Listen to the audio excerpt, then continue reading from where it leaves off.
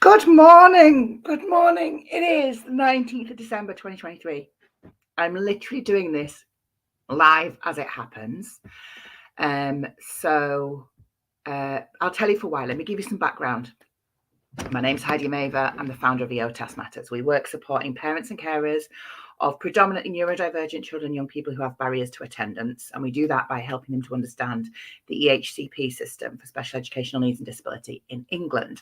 I'm also the parent of a gender non-conforming young person, and I'm a trans ally. So I do a lot of work around supporting parents and carers of children and young people who are gender non-conforming, who that impacts their attendance, their ability to attend school, but also just the wider issues around that. As a parent of a trans child, I have a vested interest in making sure that things that are out in the general public domain are supportive of our gender non-conforming, gender questioning children and young people. That's where I'm coming from today. I want to say this before we start. If you come at me in the comments, if I get any sniff of any transphobia, you will be blocked as soon as you can spell ignorant as fuck. Okay, so let's just establish some ground rules and some boundaries before we start. Okay, so we have been waiting since summer we've been waiting since 2019 actually for guidance from the Department for Education on how to support gender questioning children and young people in schools and colleges. There have been quite a few false starts. We were initially finally promised that it would be with us in the summer. That did not come. There was a leak through some media outlets in the summer, and there was a big pushback from the LGBTQIA community, and I think that stopped them in their tracks. Today, the draft guidance has been released. And when I say today, like within the last 10 minutes, I haven't even opened this document, but I'm doing a live react because I'm concerned that if I wait and I go and read it, that I will get crippled by anger. So I'm not going to. I'm just going to do it here with you live. So you are getting literally the first look at this guidance at the same time that I am getting the first look at this guidance. So I will pop a link in the comments so you can have a look. It is a consultation. So you will be able to feed back on this guidance. We have until the 12th of March 2024. It's proposed draft guidance and practical support for schools and colleges, including supporting children who are questioning their gender, protecting children from bullying and abuse, and maintaining child safety and well-being. Well, that's a good start, right? We want our gender non-conforming children and young people to be protected. We want all kids to be protected in school. So let's go and have a look. Let me know if you're watching this live. Okay, so here we go. The department is seeking views on the following. The consultation is seeking views on the content of the guidance and whether it will help support schools and colleges, teachers and leaders to make considered and lawful decisions in relation to children who are questioning their gender and the wider school and college community. Okay, I'm just going to go straight into the guidance document. There is a consultation here. There's a consultation document. Let's just look at the guidance. This is the draft guidance. This is what they're asking us to give an opinion on. Here we go. Let's download it. Because what sometimes happens is they realize they've made a mistake and they change it without telling us. Okay, so let me just go into my downloads. Here we go. All right, here we go. Let's jump in. And one thing to notice straight away is that it's talking about gender questioning children. Previously, it was going to be about gender non-conforming children, trans and non-binary kids. So now the guidance actually speaks specifically to any child or young person that is simply questioning their gender. So that's interesting. We know that kids have lots of questions when they're, particularly as they're going through puberty, about their identity. But let's have a look. Okay, here we go. Let's start with, I'm not going to read it all out to you, but let's have a quick look. Let's have a look at the forward. Okay. In recent years, we have seen a significant increase in the number of children questioning their way they feel about being a boy or a girl, including their physical attributes of sex and the related ways in which they fit into society. I'd say that's arguable. We've seen more children and young people being comfortable about having those conversations. I don't think you could say that we've had a significant increase in the number of children questioning. Here we go. I'm off already. This has been linked to gender identity ideology, the belief that a person can have a gender that is different to their biological sex. Okay, so the phrase gender identity ideology is a phrase that is often weaponized by the anti-trans movement. So yeah, page 1, I can see the TERFs have had their hands on this guidance. I'm not surprised. The belief that a person can have a gender, in inverted commas, that is different to their biological sex. I mean, let's acknowledge that gender dysphoria is a identified and diagnosable condition under the DSM-5. It is recognized as a phenomena that affects people who are trans and non-binary, whereby they do not align with the gender that they were assigned at birth, and that causes significant distress and impacts on their daily living. That is a recognized clinical diagnosable condition. Okay, so the idea that this is just a belief that a person can have a gender that is different to their biological sex, it's not a belief, it's a recognized phenomena, that for want of a better word. Anyway, let's move on. They're saying that schools, it's complex, it's sensitive, it's not properly understood. We appreciate how daunting it is. This is why, for the first time, the DfE, working closely with the government's Equality Hub, has worked to produce this guidance to provide clarity for schools and colleges. Okay. Schools are facing requests to take actions, such as changing names, uniforms, or using different facilities to help a child appear more like the opposite sex, with the expectation that they will be treated as if they are. This is often referred to as social transitioning. That's not what social transitioning is. This guidance is based on a set of 5 general principles that schools and colleges can use to frame their response to such requests. So what they're saying is, when a child or young person comes to you and they want to change their name, change the way they dress, or use different bathrooms, that this is guidance for what schools should do. Okay. Schools and colleges have a statutory duty to safeguard and promote the welfare of children. Absolutely, they do. No argument here. The implication being that having trans, non-binary, gender non-conforming, gender questioning children in your school and colleges would in and of itself be a safeguarding risk is flawed as heck. Trans people are not safeguarding concerns. The very nature of people being gender non-conforming does not mean that they present a risk to other people. It just does not. Schools and colleges should be respectful and tolerant places where bullying is never tolerated. Agreed. Okay. Parents should not be excluded from decisions taken by a school or college relating to requests for a child to socially transition. Okay. We'll come back to that, I think. I don't disagree, but I think that there is a nuance there for sure. Schools and colleges have specific legal duties that are framed by a child's biological sex. Yes, they also have specific legal duties that are framed by a person's gender identity. There is no general duty to allow a child to social transition. Okay. The CAS review is clear that social transition is not a neutral act, and that better information is needed about the outcomes for children who undertake degrees of social transition. This means that schools and colleges should take a cautious approach, and that decisions should be never made in haste or without the involvement of parents. Okay. Decisions should never be made in haste. A haste according to who? And this is the key, I think, that I'm really struggling with, without the involvement of parents. Now, here's the thing. I want our children and young people to be supported to have conversations with their parents, their loved ones, their caregivers around their identity. I want that. I want parents to be involved in these conversations. And it is deeply problematic to have something in place that says that parents should always be informed. And if this guidance is going to say, when a kid comes to you and they're having conversations about their identity and their gender, if your first response is to go to their parents and carers, you're not actually safeguarding that child or young person. Because if that child or young person has come to a trusted adult that isn't a parent or carer, there's a reason for that.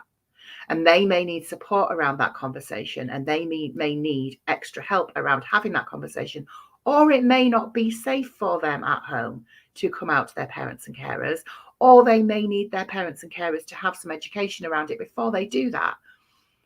We know, yeah, exactly, Kerry. We know that trans, non-binary, gender non-conforming kids don't have these conversations in haste. Like in my case, I know that my child had been thinking about this for a number of years before they came out to me, a number of years. And they only came out to me when they felt they could no longer keep it to themselves and it was safe to do so. Okay.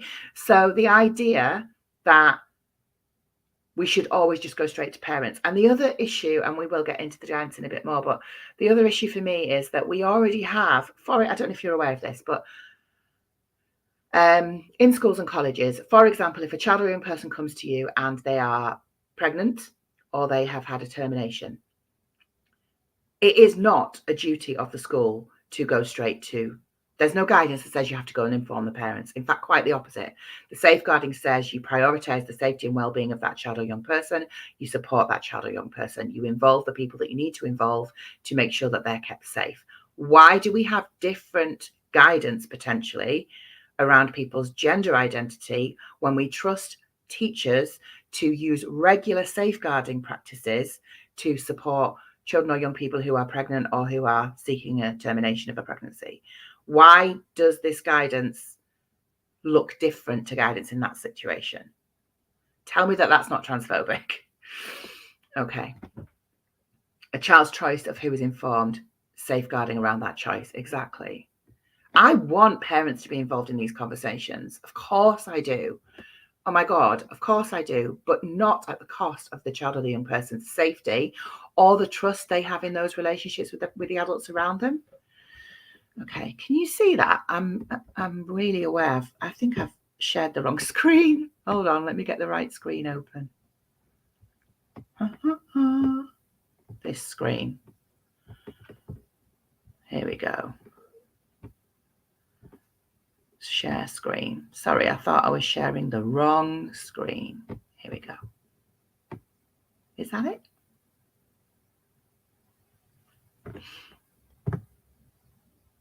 I think that's it. Okay. So we're 2 sentences into we're a page in. Okay. There are some requests for a type of social transition that would not be compatible with a school's legal duties, and schools must abide by this. That's very woolly. Let's hope that gives a bit more detail.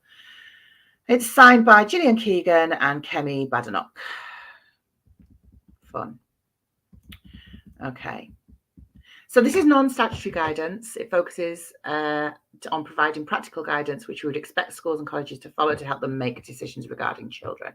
The thing to know about non-statutory guidance is that although it is non-statutory, we know it impacts policies and we know it impacts practice. So we know that whatever is in this guidance is what schools and colleges will likely run with. Schools and colleges must comply with their legal obligations, including those under the Equality Act, the Human Rights Act, and the UK General Protection Regulation and education legislation. That's interesting. So basically what they're doing there is they're saying, here's some guidance. Now go and look at the law. I mean, I hope they're going to dig into that, but who's to say they're going to? Okay. This guidance applies to all schools and it's aimed at governing bodies, trustees, proprietors of independent schools, management committees at pupil referral units, teachers, school staff, school nurses, head teachers, principals, designated safeguarding leads, SENCO, senior leadership teams, dioceses and other faith representatives involved in the management and supervision of schools, and for reference, relevant local authority staff. This guidance also applies to institutions within the further education sector. So we weren't sure if this was going to apply or not, but it does also apply to further education colleges, sixth form colleges, and institutions designated as being within the further education sector by that act. This will be interesting because the guidance does not apply to independent training providers, including those who provide 16 to 19 education. So apprenticeship providers, for example. I wonder what this will mean for further education and sixth form colleges, whether it will only apply to children, i.e. people under 18. How are they going to determine that? How are they going to make a decision about, in a college, if a person is 18 and comes to a member of staff versus if a person is 17 3/4 and comes to a member of staff? Are we actually going to make a situation where our children and young people don't come out until they're 18? Because we know that that has an impact on mental health and well-being. Okay. Again, we have seen a significant number of children and young people questioning the way they feel about whether they're a boy or a girl. Boy or a girl.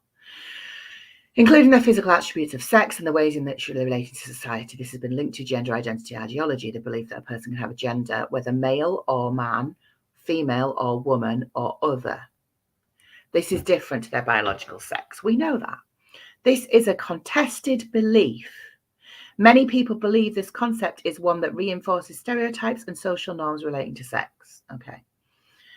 There are several ways in which parents and children might ask a school or college to accommodate them. Okay. Schools and colleges have a statutory duty to safeguard and promote the welfare of all children. They should consider how best to fulfill that duty towards the child who is making such a request and their peers, ensuring that any agreed course of action is in all of their best interests. This may or may not be the same as a child's wishes. Knowing a child's sex is critical to schools and colleges' safeguarding duties. Interesting. So if a child transitions before they reach high school and they arrive at high school as an already transitioned trans child, is this saying that potentially the new high school could undo that? Schools and colleges should be respectful and tolerant places where bullying is never tolerated. Agreed. Parents should not be excluded from decisions. Okay. Where a child requests action from a school or college in relation to any degree of social transition, schools and colleges should engage parents as a matter of priority and encourage the child to speak to their parents, other than in exceptionally rare circumstances where involving parents would constitute a significant risk of harm to the child. So we're okay with low-level risk of harm. It's just significant risk of harm. Who defines significant risk? Who's going to make that judgment? This piece of guidance basically says, out these kids to their parents as a matter of priority. Holy shit. Schools with colleges and specific legal duties that are framed by a child's biological sex. Where legislation exists that allows adults to go through a process to change their legal sex, children's legal sex is always the same as their biological sex. We know this. You cannot have a gender recognition certificate until you're 18. We know that.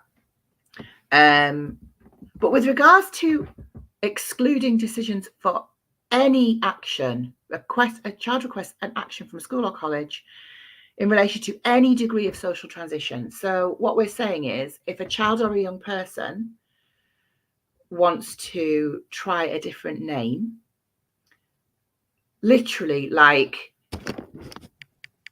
if my name is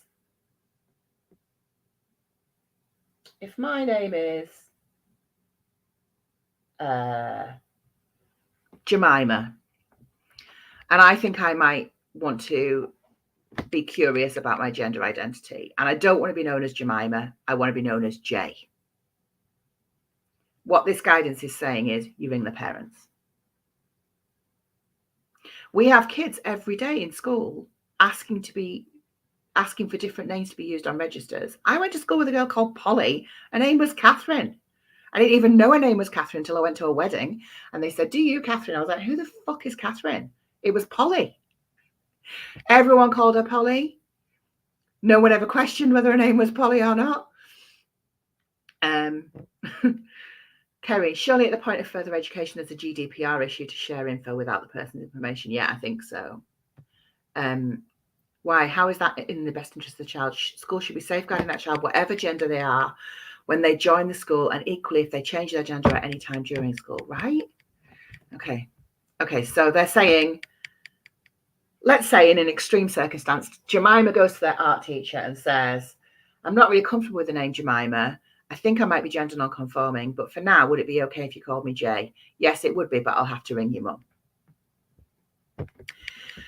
Schools and colleges have specific legal duties that are framed by a child's biological sex.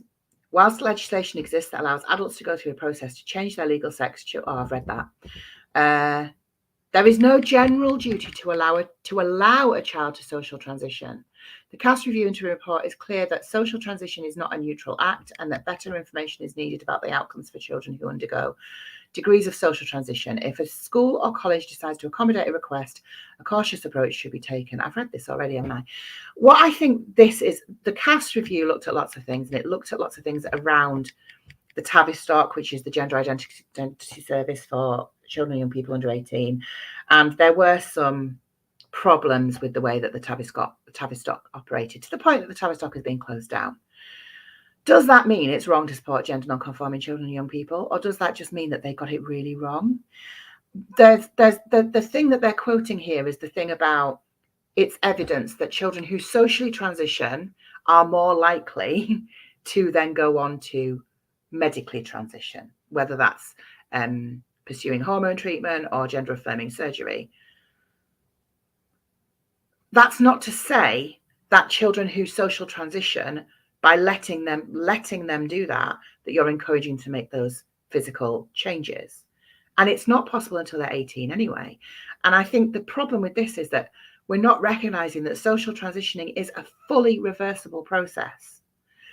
Me asking you to call me Jay instead of Jemima, me asking you to use they, them pronouns, me deciding to use a toilet other than the female toilet, and that quite often for our trans and non-binary and gender non-conforming kids in schools and colleges, that's often the disabled toilet.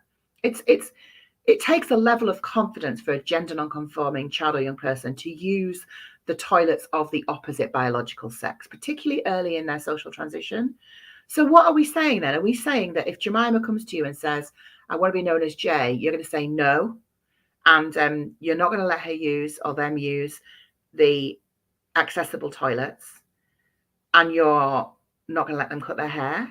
Which is basically what, like, not that all gender non-conforming kids do that, but is that what we're saying to kids? No, you can't tell us how we will refer to you. You can't decide to be called Jay instead of Jemima. We're not going to let that happen. And we're not going to let you cut your hair short. Or the boy that comes, the kid who's assigned male at birth comes and says, again, often it's a gender non-conforming, gender neutral name that our children and young people will choose, particularly if they're in the early stage of their social transition. Are we going to do the same? Are we going to say what are we going to do about kids every year when there's a big outcry because assigned male at birth kids aren't allowed to wear shorts for school, so a whole load of kids turn up in skirts? What are we going to do? Call all their parents and say, oh, your son's come to school in a skirt, we think he's trans? Like, what? How would schools deal with a child wanting to use the changing rooms for their chosen gender? Well, I think this is probably what we're leading up to.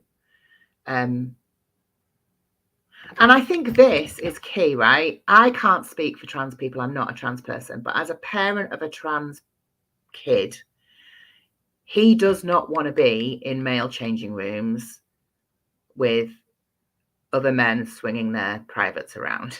He doesn't. He wants to be in a cubicle. And he wants to be in a private cubicle. So for me, like, using an accessible changing facility would make sense. But are we going to tell them they can't do that? Yeah, let's see. Okay. We're only on page 6. Language and terminology. I'm not going to go through this. Okay, it does say gender identity is a contested belief. It is a sense a person may have their own gender, whether male, female, or other categories such as non-binary. This may or may not be the same as their biological sex. Many people do not consider that they or others have a gender identity at all. People who say that you don't think you have a gender identity. What? Okay, maybe I'm in uncharted territory for me personally there. Okay. Gender questioning.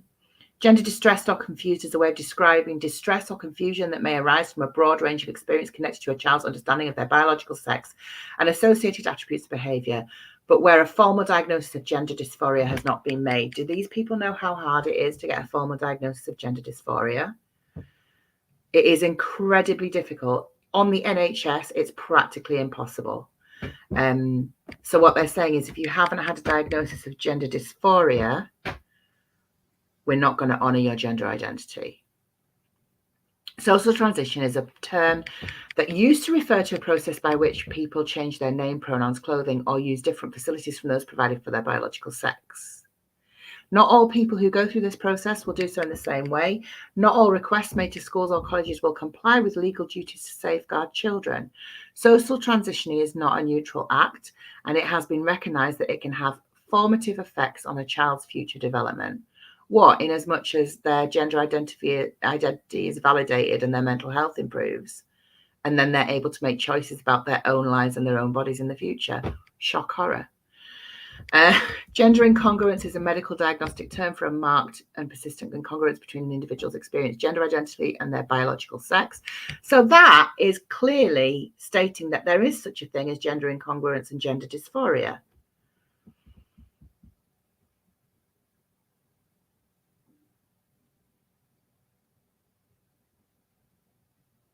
Okay. All right. Let's see.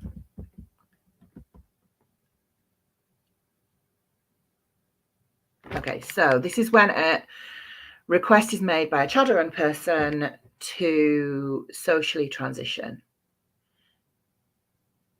So what are we going to do if our kids socially transition? We make it sound like it's a thing, like there's a door you walk through, like it's a very clear action. It isn't. It isn't. What are they going to do if our kids don't come to parents or adults or teachers and they simply, within their own peer group, ask their peers to use different names and pronouns? What are we going to do then? Maybe it'll be in here. Anyway, so here we go. There could be instances. Okay, so action should only be considered after it has been explicitly requested by the child and the steps set out below have been followed, including engaging with parents. There could be instances where children disclose first to their teachers and they may be questioning their gender. If there is no change being requested, teachers can listen respectfully about a child's feelings without automatically alerting parents, but for safeguarding reasons, cannot compromise confidentiality. If a school or college wishes to accommodate degrees of social transitioning, they are advised to do this following. So if a kid comes to you and says, I think I might be non-binary, I think I might be gender non-conforming, you don't have to do anything. But if they then say, I'd like to try a different name, you have to ring them up. Sorry. Allow for watchful waiting. Watch for a period of time before considering a request to ensure that it is sustained and properly thought out decision. This period of watchful waiting may help ensure unnecessary action is not taken. Unnecessary action being that we allow children to tell us how they want to be referred to. And it doesn't say how long that period of watchful waiting is. So does that mean that a head teacher in one school will say, oh, our watchful waiting period is 12 months? Right, exactly, Sharon. Oh, this is making me cross. This is just turning into a rant video in it. Anyway, make parents aware. Okay.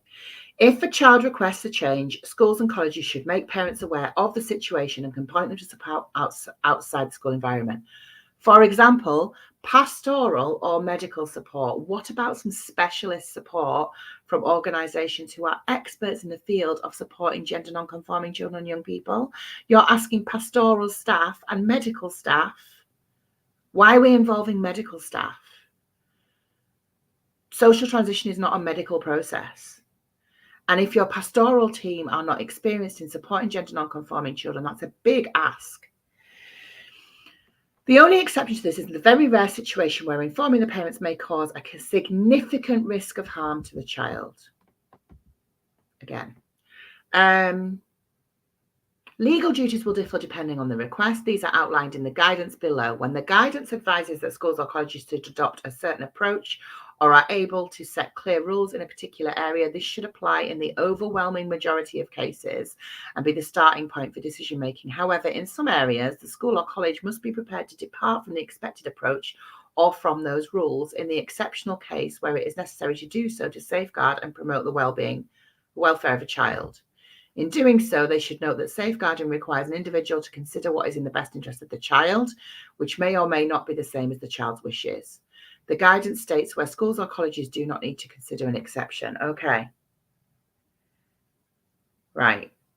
It is important that the views of the parent's child should carry great weight and be properly considered. We would expect parental consent to be required in the vast majority of cases. So you've got a family who have no experience or education around gender nonconformity. Their kid doesn't feel comfortable out coming out to them at home. They go to school, they speak to a member of staff. They say to that member of staff, I'm trans. That member of staff says, okay, cool, let's ring your mum and dad. Their mum and dad lose their shit. That happens every day. Every day. I've got young people in my life who have been kicked out of home because they've come out as trans. I've got young people in my life who are regularly submitted to hate speech by their own parents in their own homes. Is that a significant safeguarding risk? Or is that just an inconvenience that we expect our young people to put up with? The views of parents, the age of the child. Age is a factor whenever making a decision of this nature. Requests from younger children in primary schools should be treated with greater caution. They are more vulnerable as they are less able to articulate their feelings and will have a less mature understanding of complicated issues. Right? Fluffy, inconsequential, means nothing guidance. Any relevant clinical information that is available, while neither children or their parents are obligated to share medical advice with schools and colleges, where such advice is available, schools and colleges should factor that into their decision making. What kind of clinical information? Schools aren't medical professionals. Schools aren't clinicians. What's that about? The seriousness and context of the request. Fuck me. Here we go. Schools and colleges should take into consideration whether the child has made similar requests previously and whether the child has properly considered the impact of their requests. As part of testing whether this is a sustained request, schools and colleges should seek to understand societal or other factors that may have influenced the child. For example, has the child been influenced by peers or social media? Do you know any child who is not influenced by peers or social media? Do they mean specifically, have they been on TikTok and decided they're trans just because it's the cool thing to do? Because that does not happen. Did they speak to any trans, non-binary, gender non-conforming or parents of trans or non-binary kids about this? Does the child feel pressured to identify differently because they simply do not align with stereotypes associated with their sex? This is a biggie. This is relevant as some people think gender identity reinforces stereotypes about men and women. Right. So this is because there is a movement within the anti-trans movement that says, for example, let me get this right because it's so ridiculous, that says trans people are not trans, they're just gay, and their internalized homophobia means that they would rather be trans than be gay, and that's why they think they're trans. I have a personal experience that blows that out of the water. In my life, I have a trans young person who was assigned female at birth, who now identifies as male, has undergone social and medical transition, and is gay, i.e. is attracted to men. If it was a case of internalized homophobia, that person would be seeking out relationships with women, right? Because they were a confused lesbian who thought they were a boy. Whether it may be appropriate for schools and colleges to seek input from the SENCO, oh yeah, because we know how great SENCOs are, or the college's SEND lead. So we do know that there is a big crossover between gender non-conforming identities and neurodivergent identities, mainly because within the neurodivergent people,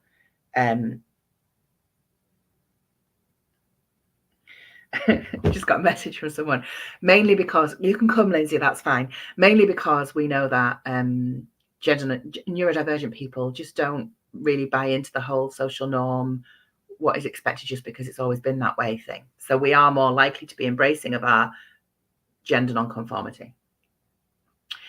Is there an interaction with the child's sexual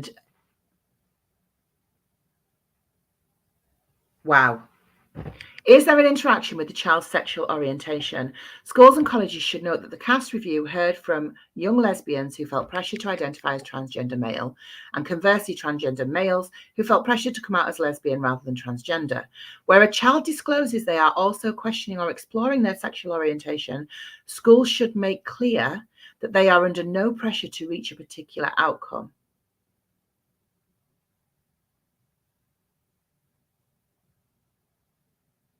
Is it just me, or does this smell like Section 28?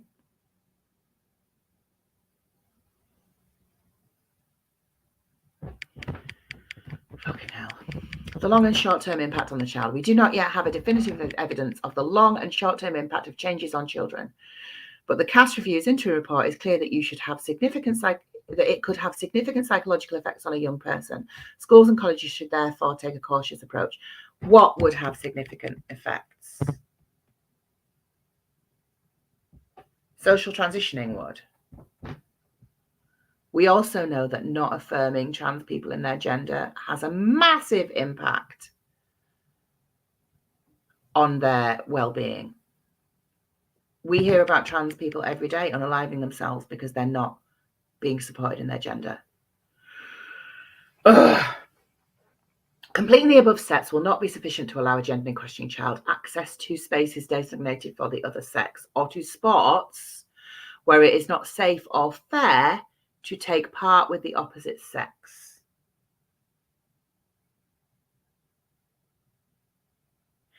For these matters, schools and colleges should follow the guidance included later in this document. Okay.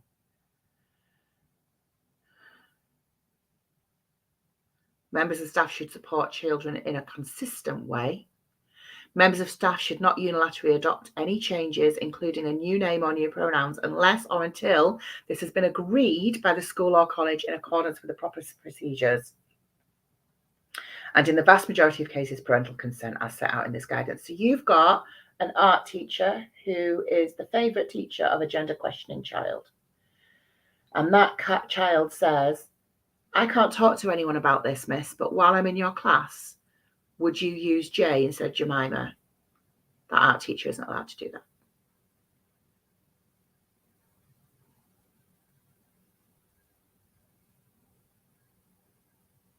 That makes me really sad. That we don't trust individual educators who have relationships of trust with educators to share things with them in confidence and to have a place where it's safe for them to be referred to in a way that feels comfortable, to see what that feels like, to see if that is something they want to try elsewhere. That makes me really sad.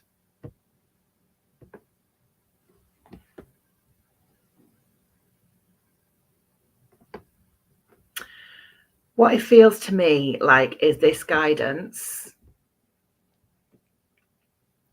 is going as far as it can, as we thought it might, to stop kids from coming out at school.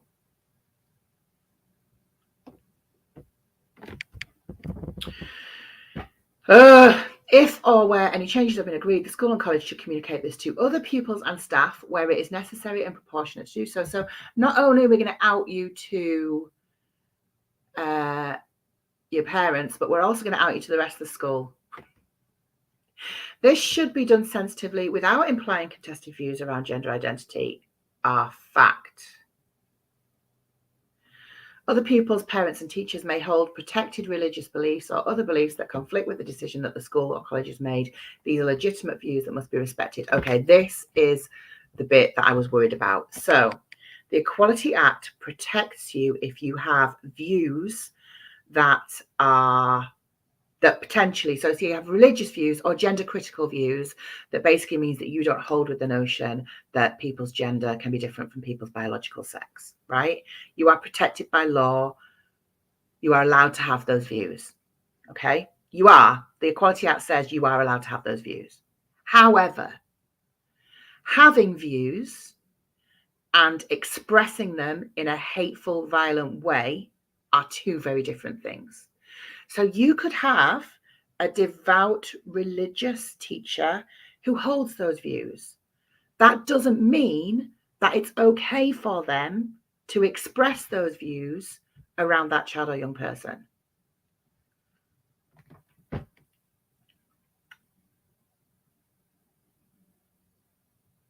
I think that's really shaky, that guidance.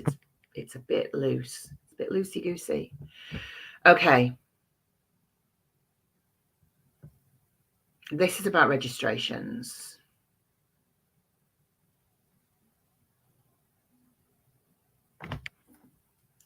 So we had this. I'm not going to get into this too much because this is not new. So this basically says that if a child's legal name has to be recorded in the admissions register, but they may allow pupils to change their informal known as name if they believe it is in the best interest of the child to do so. Having fully consulted with the child's parents, schools and colleges can allow a child to change the name by which they are known. It is not uncommon for people to be known as names other than those on their birth certificate. However, due consideration needs to be given by the school or college for all the relevant factors described above before making a decision. Where the informal name change is agreed, the new name should be communicated to the school or college community. So they're saying in every other instance, aside from when you're gender non-conforming, you can change your known as name, but not if you're gender non-conforming. I think that's illegal. I think that's illegal. I think that they have fucked up. Okay, let's see. Pronouns. Agreeing to a child's request to have others use different pronouns about them is a significant decision. Primary school age children should not have different pronouns to their sex-based pronouns used about them. Primary school age children should not have different pronouns to their sex-based pronouns used about them. Them. Oh, the hilarity. Shouldn't they have put he or her, him or her?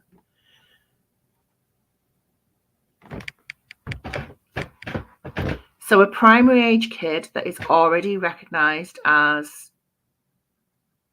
different to their gender assigned at birth before they arrive at a primary school. They're socially transitioned everywhere else.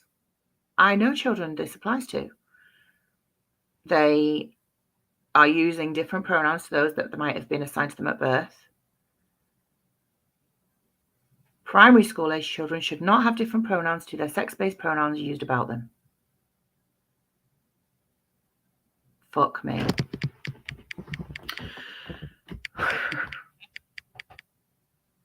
I think I can see a workaround though. Anyway, for older children, schools do not need to specify pronouns to be used about each child and can decline a request to change a child's pronouns.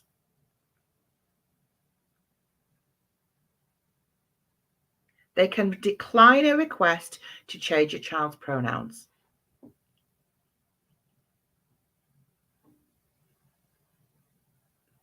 This is when we need allies to really step up. This is when we need...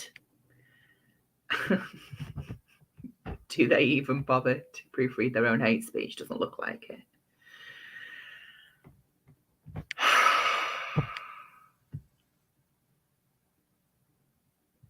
This is when we're going to need allies, right? This is when we're going to need... This is going to take bravery. Because this is going to require for all of our children and young people and all of our trans allied staff to wear pronoun badges. So that we make that part of what we do, that you tell us what your pronouns are. Our college have just changed, or are just about to change, the name badges in their college, which will now have your pronouns on it. Are they going to backpedal on that now? Because that was a request made by some trans and non-binary young people in the college, including trans and non-binary people who are over 18. For older children, that's under 18s, schools do not need to specify pronouns to be used about each pupil and can decline a request to change a child's pronouns. Fuck me. Where a school or college considers a child request, they should consult the child's parents and consider all the relevant factors as outlined above. Having considered these factors and examined all the evidence, Schools and colleges should only agree a change of pronouns if they are confident that the benefit to the individual child outweighs the impact on the school community. What is the impact on the school community of Jay being asked to be called they, them? What is the impact there? Like, this is the thing as well. It really does miss non-binary people in these conversations. We're not just talking about people who are trans, male to female or female to male. Non-binary children and young people should be factored in here. So you have a child who was Jemima, is now Jay, would like to use they, them pronouns. And school go, actually, the impact on the school community is greater than the impact on you. Your impact does not outweigh the school community. So I'm sorry, Jay, but she, her, it is.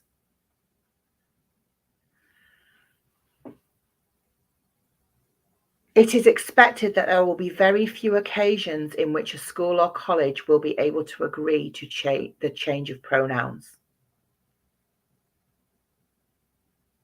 On these rare occasions, no teacher or pupil should be compelled to use these preferred pronouns, and it should not prevent teachers from referring to children collectively as girls or boys, even in the presence of a child that has been allowed to change their pronouns.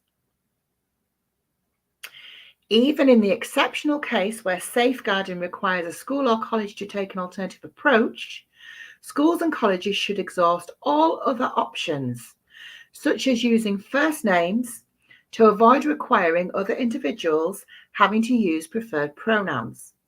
In these exceptional cases, schools or colleges should make sure that all relevant staff are aware of a gender questioning child's biological sex to fulfill their safeguarding and legal duties.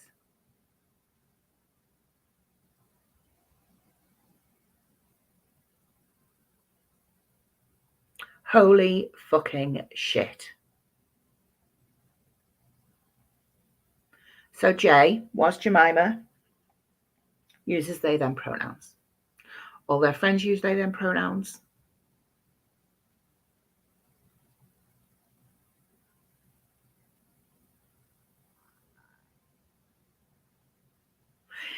Even if they've consulted with their parents, Jay's parents, they should only agree a change of pronouns if they are confident that the benefit to Jay outweighs the impact on the school community. So you've got a member of staff who is a gender critical, trans exclusionary radical feminist. And they say, my religious beliefs are protected. I'm not going to call Jay, they, them. And on that basis, Jay's pronouns are not changed.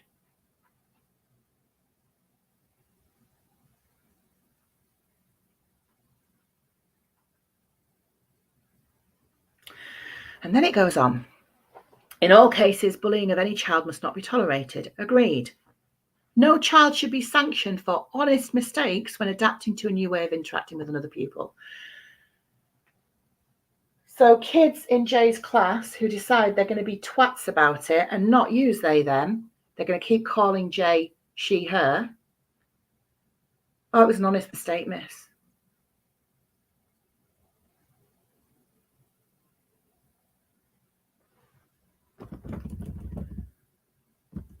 I tell you what, it won't be long before Jay crashes out of school. I might need a break.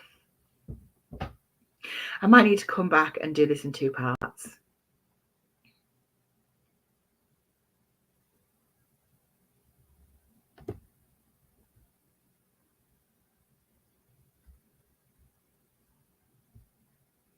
I've done 50 minutes. How far through are we? We're on page 14 of 19. Shall I push on through? I'm going to come back I'm going to do because this is toilets. Fucking, we know that TERFs are obsessed with toilets. I'm going to come back and do the second half in a bit. I am going to go and get a cup of coffee. I wish I still smoked. I'm not going to read this out, but I think people can read this themselves.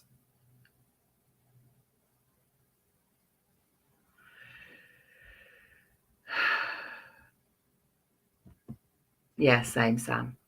Makes me want to get off. Stop the world and get off. Here's the good news. This is a consultation document, okay? We have time to consult. We have time to feedback. We have until, I think, March. Yeah, we might see a bit of a revolt.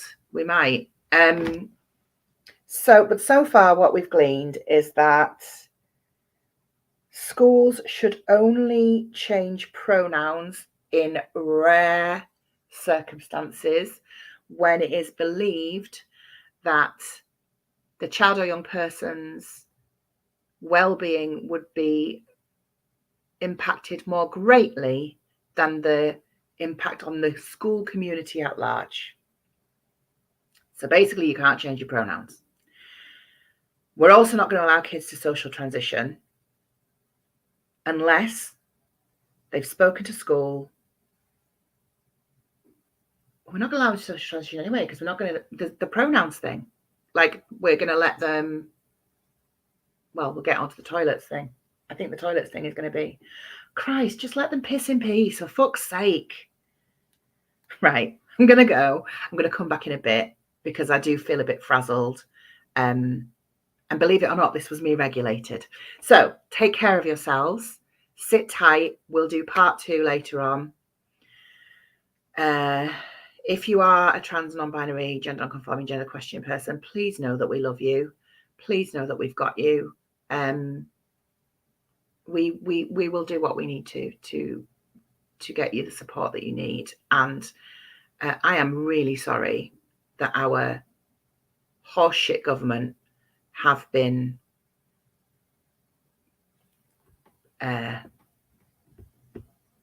horseshitty. And I will see you later for part 2. Oh, can't wait.